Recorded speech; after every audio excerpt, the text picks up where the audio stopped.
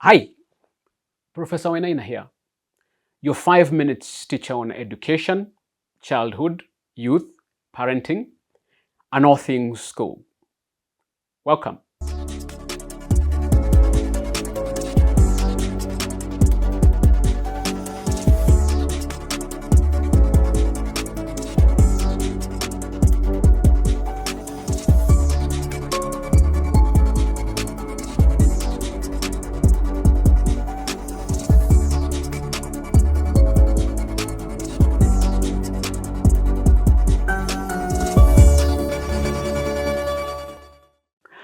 Children will always mess up, and when they do, your response will shape how they view mistakes and even themselves. Your goal should not be to punish or shame, but to help them learn and grow.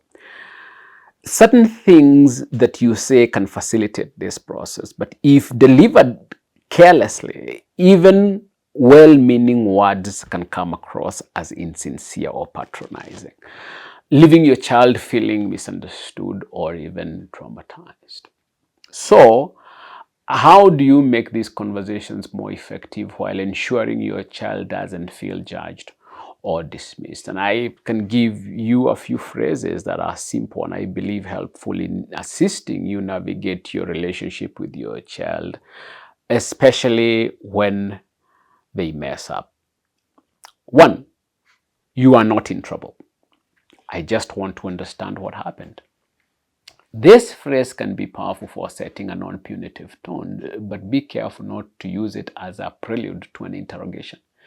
If your child senses that you've already made up your mind about what they did, saying you just want to understand can seem like a bait and switch tactic. To make this phrase work, genuinely adopt a curious and open-minded attitude. Let your tone reflect your willingness to understand and avoid asking loaded questions or pressing for specific details that suggest blame. Your child needs to feel that you are seeking clarity, not confirmation of your assumptions. When you approach them with true curiosity, it shows that you respect their perspective and are interested in finding a solution together.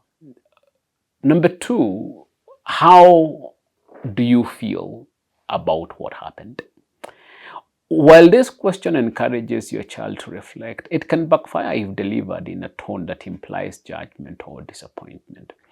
Asking it with a hint of expectation that they should feel a certain way, such as guilt or regret, can pressure your child to say what they think you want to hear rather than honestly expressing their emotions. So instead, make sure your tone is neutral and be prepared for responses that may not align with what you hope for. This creates a space where your child can process their emotions freely. And remember, your role is to guide them through understanding their feelings, not to dictate how they should feel about the situation.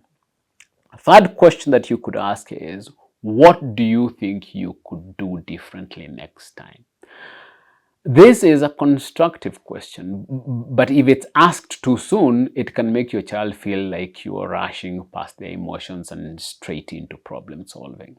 Your child first needs time to process what happened before considering alternatives for the future.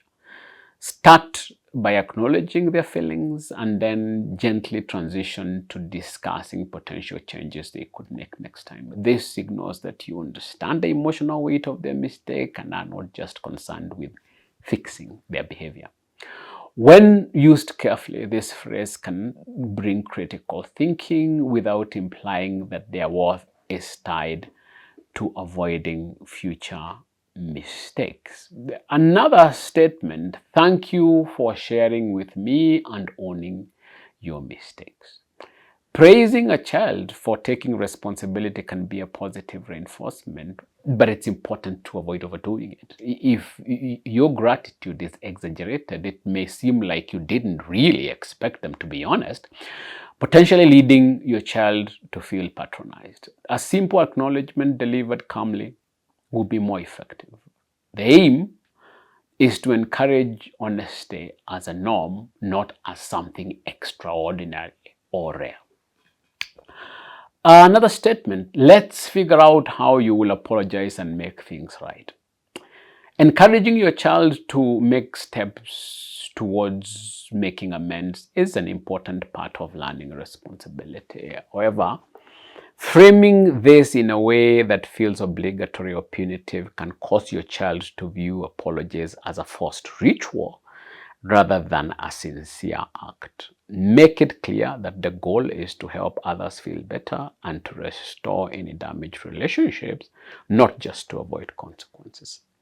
Involve your child in deciding how to make things right rather than prescribing a set action. When your child messes up, they are already dealing with the weight of their own emotions. Use these phrases carefully, not as mere scripts, but as genuine expressions of your desire to understand, connect, and help them grow. The way you respond can either enforce shame or help them build resilience and accountability. Be wise.